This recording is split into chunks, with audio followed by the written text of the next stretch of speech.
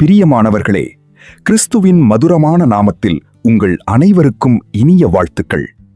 இன்று நாம் வேதத்தில் மிக முக்கியமான, அதே நேரம் நாம் அனைவரும் நம் வாழ்வில் கற்றுக்கொள்ள வேண்டிய ஒரு சம்பவத்தை பற்றி தியானிக்கப் போகிறோம். இஸ்ரவேல் ஜனங்கள் வனாந்தர பயணத்தில் சீன் வனாந்தரத்திலே இருக்கிறார்கள். குடிக்க தண்ணீர் இல்லை, தாகத்தால் தவிக்கிறார்கள். நாங்களும் எங்கள் மிருகங்களும் இங்கே சாகும்படி நீங்கள் கர்த்தரின் சபையை இந்த வனாந்தரத்திலே கொண்டு வந்தது என்ன? விதைப்பும் அத்திமரமும் திராட்சச் செடியும் மாதளஞ்செடியும் குடிக்க தண்ணீரும் இல்லாத இந்த கெட்ட இடத்தில் எங்களை கொண்டு வரும்படி நீங்கள் எங்களை எகிப்திலிருந்து புறப்பட பண்ணினது என்ன என்றார்கள். எகிப்தில் அடிமைகளாக இருந்த தங்களை இந்த வனாந்தரத்தில் தாகத்தால் சாகடிக்கவா கூட்டி வந்தீர்கள் என்று மோசேயிடமும் ஆரோனிடமும் முறுமுறுக்கிறார்கள், சண்டையிடுகிறார்கள். தலைவனாகிய மோசே சோர்ந்து போகிறான். அவன் கர்த்தருடைய சமூகத்திற்கு செல்கிறான். கர்த்தர் அவனுக்கு ஒரு எளிய வழியை காட்டுகிறார். அதுதான் என்னாகமம் 20ஆம் அதிகாரம் 8ஆம் வசனம். கர்த்தர் மோசேயை நோக்கி, நீ கோலை பிடித்துக்கொண்டு சபையை கூட்டி அவர்கள் கண்களுக்கு முன்பாக கன்மலையை பார்த்து பேசு, அப்பொழுது அது தன் தண்ணீரை கொடுக்கும் என்கிறார். ஆனால் அங்கே என்ன நடந்தது? ஆண்டவர் சொன்னது கன்மலையோடு பேசு. ஆனால் மோசே செய்ததென்ன? ஜனங்களுடைய முறுமுறுப்பையும் அவிசுவாசத்தையும் பார்த்து மோசேயின் உள்ளம் கோபத்தால் நிறைகிறது.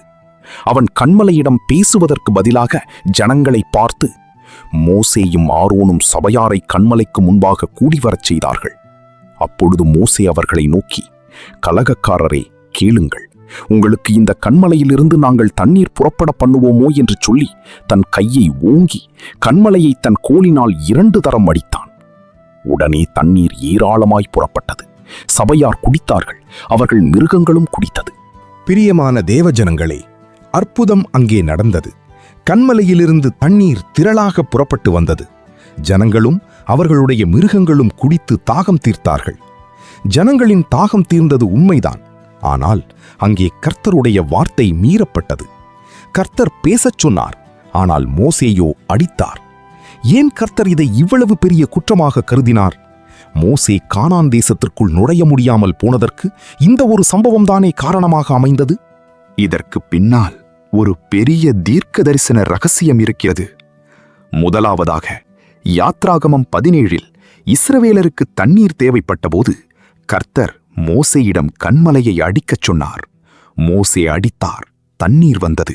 வேதம் சொல்கிறது, அந்த ஞானக் கன்மலை கிறிஸ்துவே.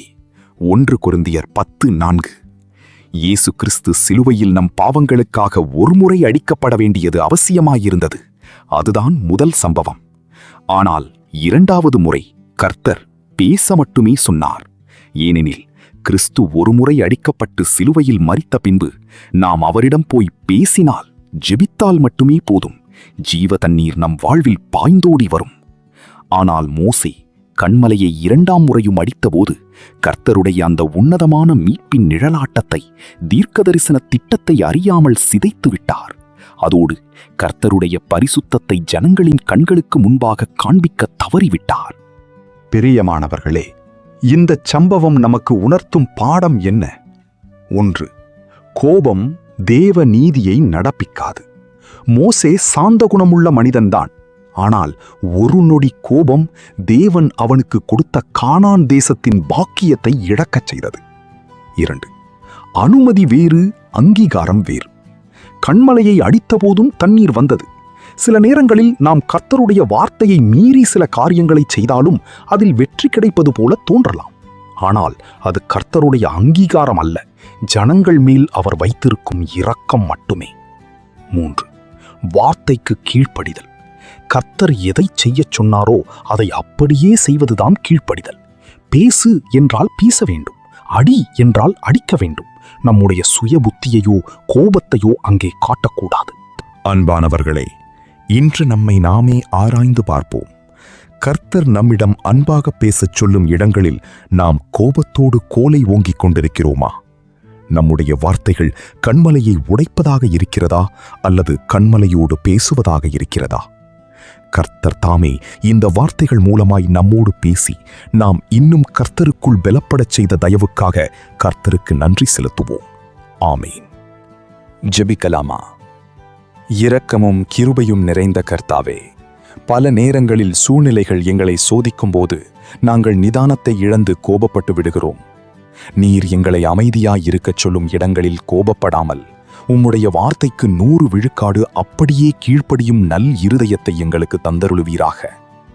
எங்கள் கோபமும் அவசரமும் எங்கள் வாழ்வில் நீர் எங்களுக்காக ஏற்படுத்தின உம்முடைய உன்னதமான திட்டங்களை நாங்களே சிதைத்து விடாதபடி எங்களை காத்துக்கொள்ளும். உம்முடைய பரிசுத்தத்தை எங்கள் வாழ்வின் மூலமாய் பிறருக்கு காண்பிக்க எங்களுக்கு உதவி செய்யும் கர்த்தாவே. பிதாவே, ஜீவ தண்ணீராகிய இயேசு கிறிஸ்துவின் மூலமாய் நாங்கள் கேட்கும் காரியங்களுக்கு மேலான பதிலை தந்து வனாந்தர பாதைகளிலும் நம்மை செவ்வையாய் வழிநடத்துவீராக. எங்கள் மீட்பரும் இரட்சகருமாகிய இயேசு கிறிஸ்துவின் விலையேற பெற்ற நாமத்தில் ஜெபிக்கிறோம் எங்கள் ஜீவனுள்ள நல்ல பிதாவே. ஆமேன், ஆமேன்.